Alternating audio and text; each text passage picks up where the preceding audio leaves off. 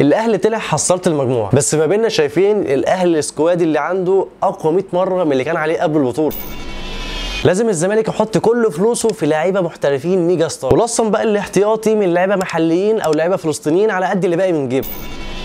فتيجي نتكلم عن تأثير مشاركة الأهلي في كأس العالم للأندية اللي لسه خلصان اللي كان في أمريكا، بعيدا عن تحفيل الزملكاوية وتبرير الأهلاوية. خلينا نتكلم بصراحة على الكل. الأهلي طلع حصلت المجموعة، بس ما بيننا شايفين الأهلي السكواد اللي عنده أقوى 100 مرة من اللي كان عليه قبل البطولة، والأهلي جاب صفقات بمليار جنيه عشان يوصل لأبعد حتة في كأس العالم، وفي أهلاوية قالوا ليه ما ناخدش البطولة، وطلع رابع مجموعته في اللي هي مجموعة أصلا من 4 فرق. بس احنا كزملكاويه مش واخدين بالنا للفرقة اللي كانت بتلعب مستويات عالية وبتجري معايا هترجع لنا وتلعبنا في الدوري المصري. سيبك من كل الصفقات، بص على محمد بن رمضان بصراحه حمله لوحده. وتخيل خط وسط الاهلي اللي هيكون فيه ديانج وامام عاشور ومحمد بن رمضان، حتى الاحتياطي بتاعهم كمان مروان عطيه، ده غير الوينجات والمهاجمين. انا بقول كل الكلام ده ليه؟ عشان لازم اداره الزمالك وكل مسؤول في الزمالك ولجنه التخطيط والمدير الرياضي جون ادوارد يعرفوا ان عليهم شغل كبير جدا في صناعه فريق الزمالك من جديد، ومش عيب. خد الاهلي مثال في الحته دي. الاهلي اشترى لعيبه كتير الفتره اللي فاتت اجانب ومحليين، بس اللي شالهم في الاخر مين؟ هم الاجانب، مصطفى ابو علي ومحمد بن رمضان. وهو تريزيجيه ضاع في وسط الضغوط لما ضيع ضربه جزاء. حتى زيزو ما بانش الا في الماتش الاخير بتاع بورتو. لازم الزمالك يحط كل فلوسه في لعيبه محترفين ميجا ستار، ولصم بقى الاحتياطي من لعيبه محليين او لعيبه فلسطينيين على قد اللي باقي من جيبه. الموسم الجديد هيبقى نقطه فارقه في تاريخ الزمالك، يا اما هترجع وتكون او يا اما هتكون ذكرى جميله زي الاسماعيلي. المدير الرياضي للزمالك جون ادوارد هيكون عليه شغل كتير من بدايه اختيار مدرب قوي للزمالك يكون مميز ان هو طموح وبيطور في اللعيبه، واهم حاجه يكون صاحب مشروع. وانا كاسلام اوتاكا ما عنديش مشكله ان جون ادوارد يطلع ويقول لنا احنا بصراحه جايبين مدرب مشروع بس مش هيوعدكم ببطولات السنه الجايه، بس هيبني فريق يقعد للزمالك 10 سنين قدام، وهيبان تاثيره تدريجيا. واتمنى الزمالك يعمل فتره اعداد في اي دوله بره مصر بكل الصفقات الجديده والمدرب الجديد، ويا ريت كل الكلام ده يحصل في الاسبوع ده عشان نبدا من اول الشهر، عشان يكون قدامنا فوق الشهر عشان المدرب الجديد لما يجي يطبق طريقه لعبه ويعرف مين ماشي ومين جاي.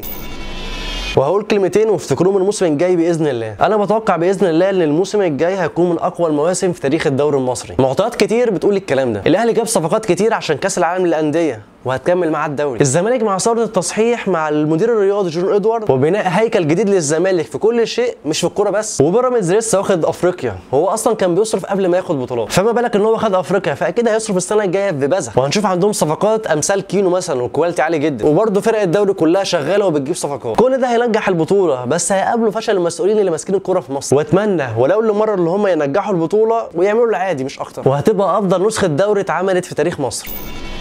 الكلام ده دلوقتي موجه لجماهير نادي الزمالك. هتسمع كتير الفتره الجايه ان الزمالك بيفكر يجيب لعيبه كتير، ومنهم اكيد لعيبه كسر كتير، بس ما صدقش الكلام ده، لان الموضوع ده داخل فيه تسويقهم من اللاعب نفسه ومن الوكيل واي صحفي عنده 2000 فولور، وحتى لو ما راحوش الزمالك او في فرق ثانيه بتاخدهم. وعلى فكره انا واثق جدا في جون ادوارد، بس ناخد بالنا ان هو مش ساحر، مش هيخلي الدنيا بامبي كده مره واحده. دي مشاكل النادي من ساعه ما بدا من 1911، مش من 20 سنه فاتوا. هو باذن الله هيعمل عادي زي اي نادي محترم ما بيعمل، وان شاء الله النتيجه هتبقى كويسه باذن الله. ده احنا السنه دي ما كانش عندنا لعيبه وكان عندنا فشل اداري وخدنا السوبر الافريقي وكاس مصر، فما بالك لو الزمالك مستقر شويه اكيد هيبقى في حته حلوه ان شاء الله. كده الحلقه خلصت، ولا اول مره تشوفنا يا ريت تعمل فولو واشترك في قناتي على اليوتيوب وتعمل لايك وشير للحلقه. كان معكم اسلام اوتاكا وبرنامج باكورد. سلام.